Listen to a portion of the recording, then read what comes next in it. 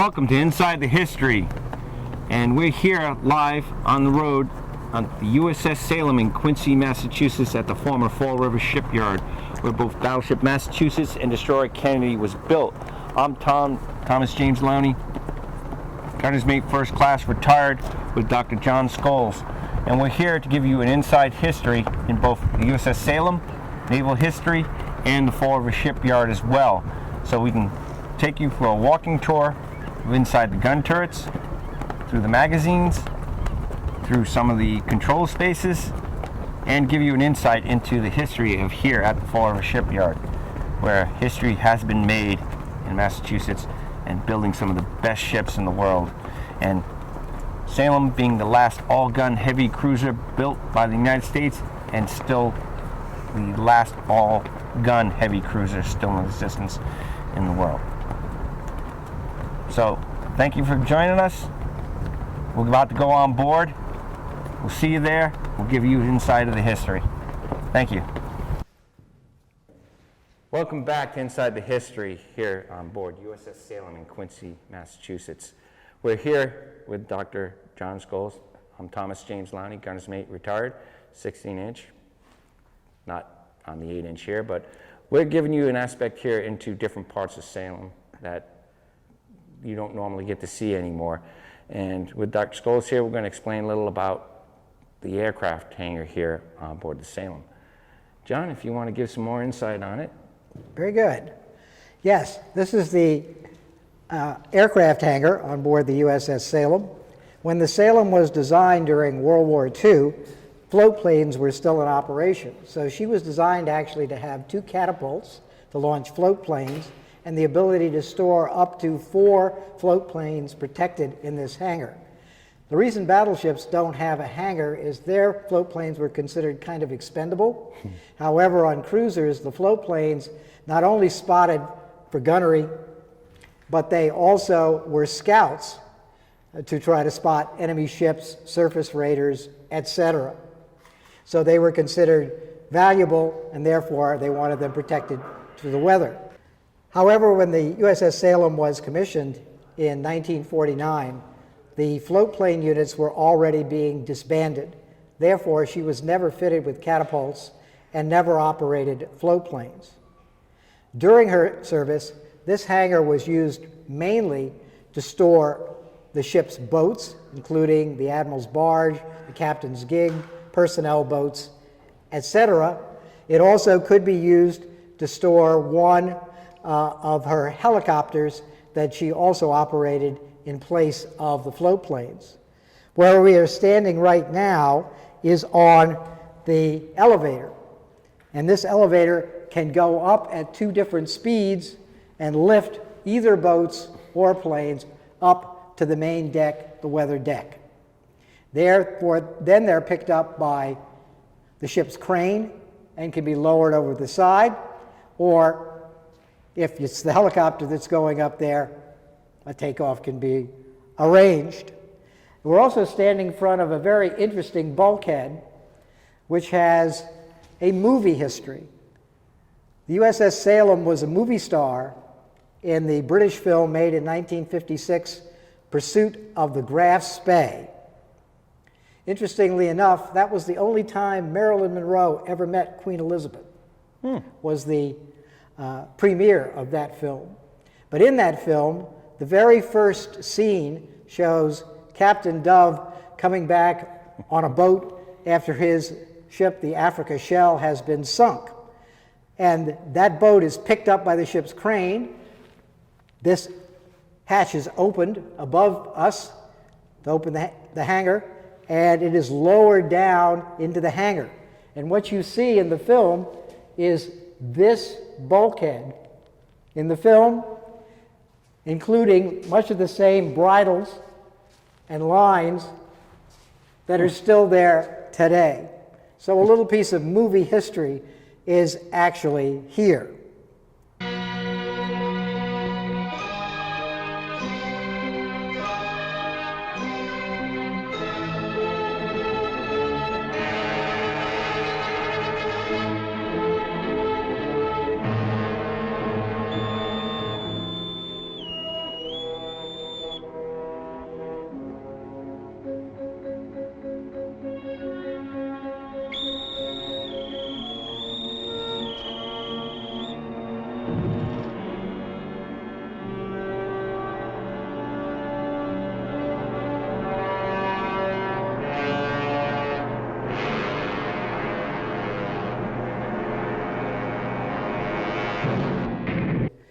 Because the Salem was designed to operate float planes, she has a gasoline supply and storage system. Now, gasoline, of course, is highly flammable, considered highly dangerous on board ship, and therefore the system was highly protected. The tanks were located below the waterline. They were surrounded by water jackets, and carbon dioxide, which is inflammable, was pumped into the lines whenever the system was not in use. All of that was located behind that bulkhead. This space has been opened for access, but normally that was closed so that the gasoline system was completely closed off from the hangar to eliminate the risk of fire. And the space is also protected by non-spark producing items. Even the deck treads were non-sparking producing material to help prevent any issues with spark, because it has to be an isolated system. The avgas is what they call it in the Navy. And it's high octane. It's stuff you would put into jet engines as well as high-speed racing. So it's a very volatile fuel. As a matter of fact, on the Iowas, the avgas was stored on a jettison fuel tank up on deck, so that way if there was a problem, it could be ejected. That's how volatile it is. Yeah, it was used primarily for the ship's helicopters because the ship's boats that were motor-powered all had diesel engines Very stable for safety. fuel. Compared to avgas, yeah, very, very nasty. So a couple other things in here too that we want to point out was that when your ship has a propeller and it gets damaged, how do you repair it? Well, each ship has its own propeller wrench right there for putting on the propeller and taking the nuts off. And that was stored back here in spaces like this because the aft end of the ship storage, you keep it pretty well close and handy, so that way you wouldn't have to go digging it up somewhere or having a shipyard have a specialty tool made, as well as another bracket here for extracting the shafts. So you'd have your braces and brackets. And when you go through a ship and you look in spaces like this that have been reconditioned, they're used for multiple things, movies, for boats, for helicopters. As the ship was being designed, things change, technology changes, spaces are rehabbed and reconditioned. So these are one of the spaces on board ship that have a unique history. And as John has pointed out, for movies, for machine shops, for aircraft stowage, boat stowage, whatever you can use, space on board ship is very valuable and is a commodity that is not wasted and used for the most efficient way possible. Anything else, John, that we need to know here in the aircraft hangar? I think the only other thing is we want to pan around and show some of the other spaces in the hangar. These spaces were mostly used for storage and for shop spaces for aircraft and boat repair and spares. The Salem does have one very unique feature in the hangar, is that she has an emergency steering position here. And this emergency steering position works by a flexible cable and goes down into the aft steering and connects up with the steering. So if aft steering is completely flooded and inaccessible and no way to operate from back there and can't be operated from the bridge, this would have a wheel on it and you could engage this and still steer the ship even though after steering was completely flooded. Or damaged. Yeah. Or damaged. Wow.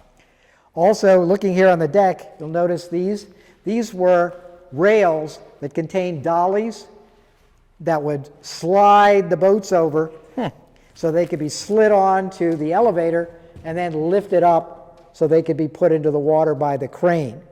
The boats were also, there were so many of them usually during her service as a flagship, that you'd have boats stacked inside of boats. So you could put the smaller boat in first, and then the medium, and then finally the largest boat would go in last.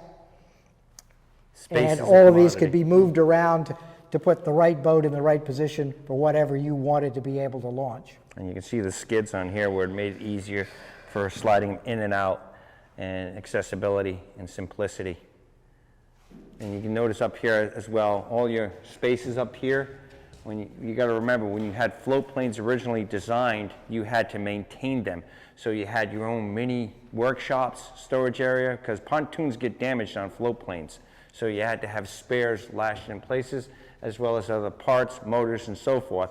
So this is actually kind of a little mini workshop within, because you had your air boss here, you had your workshop tool area back in here. So, like I said, space is a commodity. You don't waste it. This was a self-sustained airport. And when that changed over, it was modified over time to be used, and that space is not wasted. They actually even had a bomb magazine, which originally was designed so the float planes could use bombs.